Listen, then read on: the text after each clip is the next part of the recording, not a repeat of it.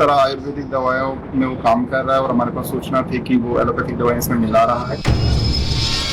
देवभूमि उत्तराखंड, जहां लोग इलाज के नाम पर भरोसा करते हैं, जहां सफेद कोट को भगवान का रूप माना जाता है, लेकिन सोचिए अगर वही डॉक्टर आपकी जिंदगी से खिलवाड़ कर रहा हो तो।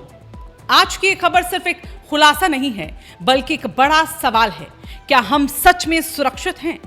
उधम सिंह नगर के दिनेशपुर से जो मामला, जो वाकया सामने आया, वो किसी फिल्मी कहानी से कम नहीं है, बल्कि हकीकत इतनी खौफनाक है कि सुनकर रोंगटे खड़े हो जाए। एक युवक जो सिर्फ 12वीं पास है, लेकिन पिछले 1 साल से लोगों का वो इलाज कर रहा था। जी हां, इलाज खुद को डॉक्टर बताकर, क्लिनिक चलाकर, मरीजों की नब्ज देखकर, दवाइयां देकर और साथ ही लोगों को उनका भरोसा जीतकर।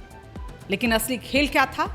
आरोप है कि ये फर्जी डॉक्टर आयुर्वेदिक दवाइयों में एलोपैथिक दवाइयों को मिलाकर मरीजों को दिया करता था। यानी एक ऐसा खतरनाक एक्सपेरिमेंट जिसमें मरीजों की जो जिंदगी है वो दांव पर लगी हुई थी। अब जरा सोचिए, आप किसी बीमारी के लिए, इलाज के लिए कराने डॉक्टर के पास जाते हैं। आपको भरोसा होता है कि सामने बैठा व्यक्ति जो है वो डॉक्टर है, लेकिन वो ना तो डॉक्टर है, ना उसके पास कोई डिग्री है और ना ही कोई लाइसेंस भी। फिर भी वो आपकी जिंदगी से खेल रहा है। शिकायतें लगातार आ रही थी, लोगों को शक हो रहा था, लेकिन कार्रवाई तब हुई जब मामला हद से पार हो गया।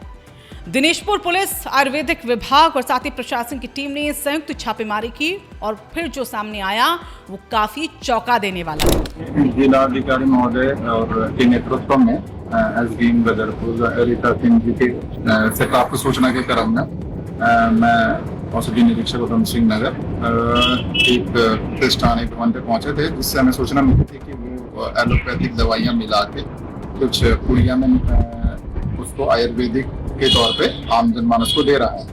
जिस तरह हमने सूचना पाई तो हम मौके पे गए, तो जो हमें देखा कि वो कुछ लोगों को कंसल्ट कर रहा है और साथ ही कुछ पुड़िया बनाकर दवाइयां दे रहा है, जिसकी लिए हमने उस व्यक्ति से थोड़ा पूछताछ करी तो उसने अपनी क्वालिफिकेशन 12वीं पास बताई। उसके पास कोई क्वालिफिकेशन भी नहीं है और इस क्लिनिक से भारी मात्रा में संदिग्ध दवाइयां बरामद हुई। कोई स्पष्ट रिकॉर्ड नहीं था, कोई वैध डिग्री नहीं थी और कोई लाइसेंस भी नहीं था। और सबसे बड़ा खुलासा, ये डॉक्टर सिर्फ 12वीं पास निकला। अब सवाल यहां पर ये उठता है कि आखिर 1 साल तक ये फर्जी डॉक्टर कैसे चलता रहा? क्या प्रशासन को पहले इसको लेकर कोई भनक नहीं लगी? क्या मरीजों की जान इतनी सस्ती हो गई है?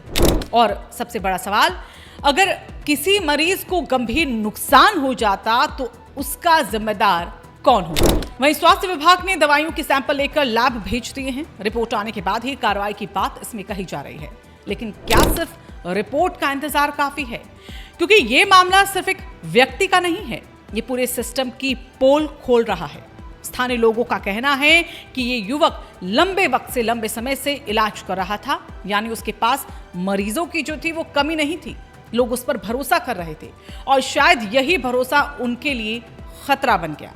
आज भी देश के कई हिस्सों में, खासकर छोटे कस्बे और गांवों की बात करें तो लोग जो है वो झोला छाप डॉक्टरों पर भरोसा करते हैं, क्योंकि वहां सही मेडिकल सुविधाएं नहीं हैं या फिर लोग जागरूक ही नहीं हैं। लेकिन सवाल यहां पर यह है कि क्या मजबूरी के नाम पर जिंदगी से समझौता करना सही है? क्या बिना जांचे परखे किसी के हाथों में अपनी सेहत को सौंप देना ठीक है? ये घटना एक चेतावनी है, एक अलार्म है जो हमें यह बता रही है कि अब समय आ गया है जागने का, क्योंकि अगला शिकार कोई भी हो सकता है, आप या आपका परिवार भी, या आपका कोई करीबी। अब सवाल कुछ प्रशासन से भी यहां पर उठते हैं कि क्या ऐसे फर्जी डॉक्टरों की पहचान के लिए कोई सिस्टम है? क्या नियमित चेकिंग होती है? और अगर होती है तो फिर यह मामला 1 साल तक आखिरकार कैसे चलता रहा? ड्रग इंस्पेक्टर ने साफ कहा है कि रिपोर्ट आने के बाद कानूनी कार्रवाई होगी, लेकिन लोगों की मांग है कि ऐसे मामलों में सख्त से सख्त कार्रवाई हो, ताकि कोई और इस तरह का खेल खेलने की हिम्मत भी न करे। ये सिर्फ कानून का मामला नहीं है, ये इंसानियत का मामला भी है, क्योंकि यहाँ दांव पर पैसा नहीं बल्कि लोगों की जिंदगी थी। और अंत में आपसे भी एक सीधा सवाल यहाँ पर कि क्या आप अपनी डॉक्टर की डिग्री को चेक करते हैं? क्या आप इलाज से पहले उसकी जो विश्वसनीयता है उस पर ध्यान देते हैं? और अगर जवाब में नहीं है तो आज से ही आप शुरू कीजिए, क्योंकि सावधानी ही सबसे बड़ी सुरक्षा है।